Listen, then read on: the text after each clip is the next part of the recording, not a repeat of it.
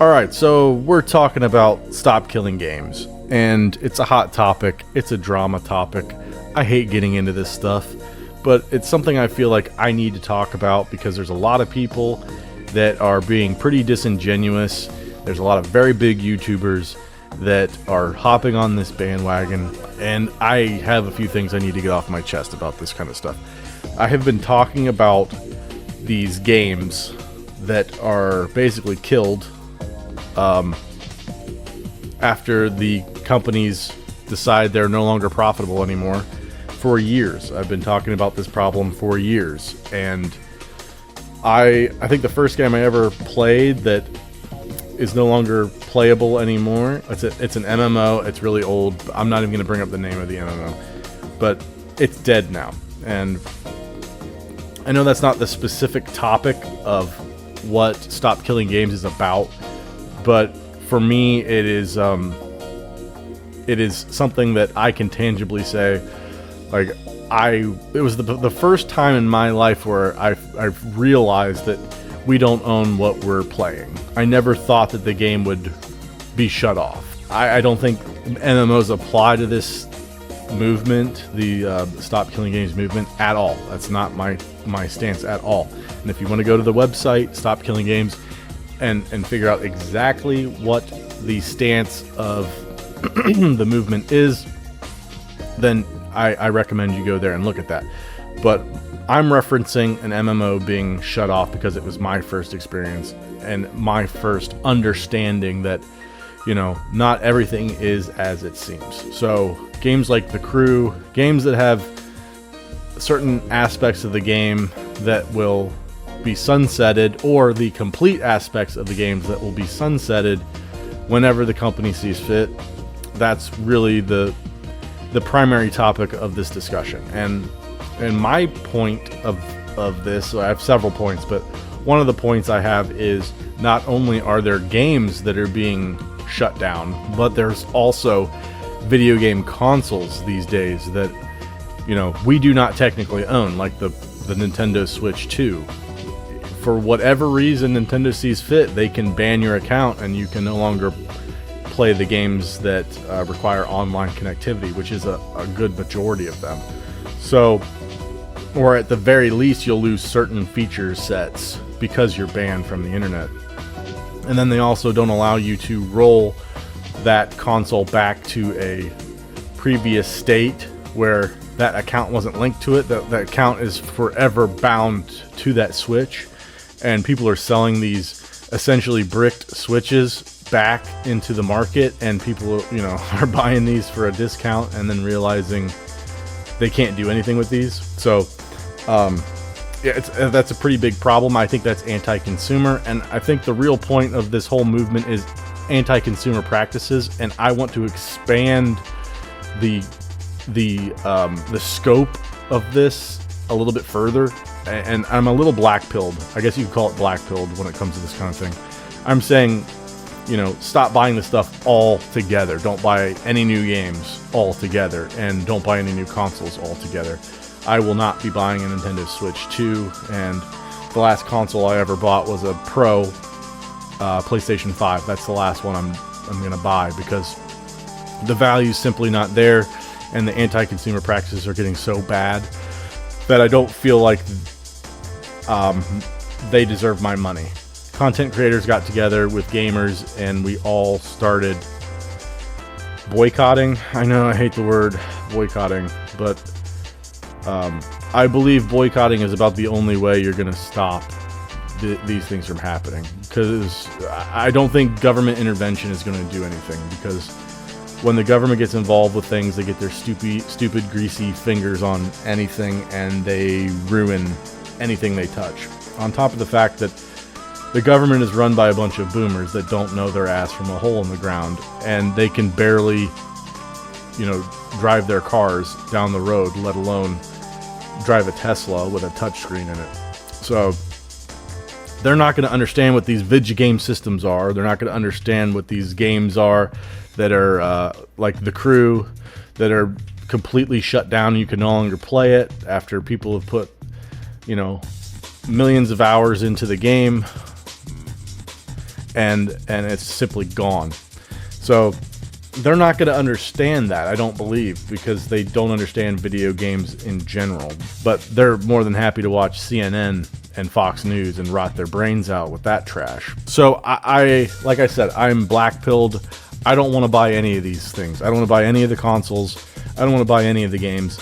And I think we should just stop buying the stuff. And that should be part of this movement, is to just incorporate it in. I think if you're going to try to stop killing games, or try to stop these companies from killing games, then let's go to the heart of the matter, which is the company themselves. They are the ones that are, doing anti-consumer practices. And if we go for what really matters, the console sales and the first-party game titles, then I think we can actually make a difference. I mean, the problem is that we're moving towards more and more digital sales. I mean, I shouldn't even say more and more. I don't even know how much of the market's digital. I could be completely wrong, and I'm not going to do my research on that. I'm just speculating, This is just one take. I don't have a script. I don't like scripts because, for one thing, I'm dyslexic. I don't fucking like typing. I don't like fucking reading. I just go off the cuff. If I'm wrong, I'm wrong, and I'll own up to it. But my opinion is that Nintendo has the most amount of physical game sales. I could be completely wrong. Anyway, so there's a lot of YouTubers. I need to get a drink real quick.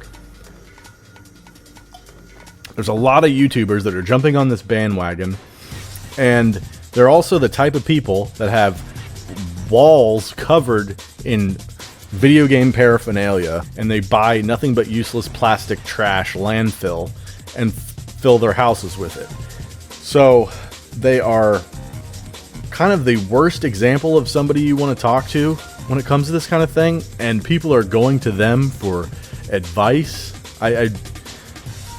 Am I the only one that's thinking this? Like, you clearly have a problem with purchasing. You clearly are in it for the money. You've got sponsorship deals where you've got stuff plastered all over the walls to get people to buy the shit that's plastered on your walls, and the figurines and the gamer sups and all this stuff. I think these are the worst people to be referencing, unless there's a lot of people out there that are like, well, I've made my money and I don't care. I could just stop right now and I don't care about making any more money. Whatever. But they have made their bones causing drama, starting drama, and selling sups and selling merch and trash. And that's where I'm trying to come from and saying, like, don't follow these people because they don't have your best interest in mind. So, and I'm not saying I do either. Fuck. I'm just a toilet, I'm a fucking toilet. So, these are also the type of people, like, I'm going to name drop here because he came out and talked about it. Mutahar, he's a guy with a fucking Switch 2, and he's in here talking about stop killing games when you've got Nintendo, which is one of the worst, offenders of killing off stuff and killing game preservation and all this type of stuff. And, he's like, well, get the Switch 2 off screen so no one notices, And who's the long-haired greaseball guy? Well, there's a lot of long-haired greaseball guys. I'm trying to be as nondescript as possible. He's a long-haired greaseball guy with a ton of shit behind him, merchandise and all this type of plastic landfill trash. Yeah, that guy. You know who I'm talking about. But anyway, yeah, so that guy that has all that shit behind him, he's trying to be like the moral authority, the moral high ground here, and he's like, well, clearly they don't know what they did, and you don't know, and I have known this entire time. And so we've got key cards that aren't really a game, but I'm not an engineer. I don't understand why it's that much cheaper. I guess it is in some capacity. Like, not some capacity, but it is clearly cheaper to just have a few fucking chips on a board, but you still have to have, gold contacts, and you still have to have some silicon so that, it still has to connect to the system and then tell it to dial into the cloud to download shit. I understand that, but I just don't understand why you can't just put a couple more fucking chips on there, just like the old games were from Switch 1, and then people can play offline. And you're only saving like a couple of dollars. it can't be any more than that. To fucking program a fucking chip and throw it on board and solder it, like, it can't be any more than that. So, not only are these companies selling you a remake, they're selling you a remake that's been sold many times on many other consoles, and now they're selling you something that you can't play offline. So essentially, you don't own it. And these content creators are like pushing the Switch 2 aside, like, don't let it be on screen because people will know I'm a freaking I don't know. I honestly, I'm in my own echo chamber. I don't know what people are thinking about the Switch 2. I don't really watch a whole lot, and the people I know in real life that have Switch 2, I've told them how dumb they are.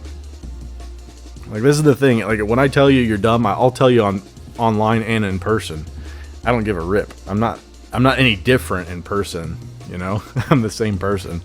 So, yeah, I think the Switch 2 is pretty dumb. I've had the opportunity to play with the Switch 2, and it runs like trash.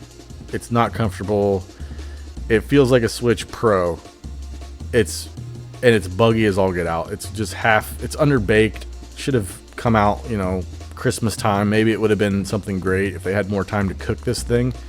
But it just feels gimmicky and not worth your purchase right now. But, you know, people just gotta have their Mario Karts. You gotta be driving around alone in the middle of nowhere. No, you can drive with friends. It's like Forza Horizon, but in Mario Kart world with less to do. And that's the thing with Forza Horizon. There was a shit ton of stuff to do, and there were seasons and stuff like that. And I understand that eventually Nintendo's going to do that crap, but Forza launched with that, so you at least could do a ton of stuff right off the hop. It literally had seasons every, you know, every couple of hours the season would change. So yeah, and Forza Horizon, when those things are shut off, they're shut off, but I think they still have single player components to them, because I've been playing Forza Horizon on the Xbox 360, and it still plays as single player, which is pretty cool. But at least they had that in mind, you know. They didn't completely shut it down so you couldn't play the game anymore. But that's kind of where I'm at with this. Like, watch out for these grifters, the long-haired, greasy grifters on YouTube trying to tell you they got millions of subscribers, and they're trying to tell you what to do and not to do, because they're all about a couple of months away from a big, greasy, you know, foot pick fetish thing dropping, and they've got to do an apology video. So, yeah, whatever. Later.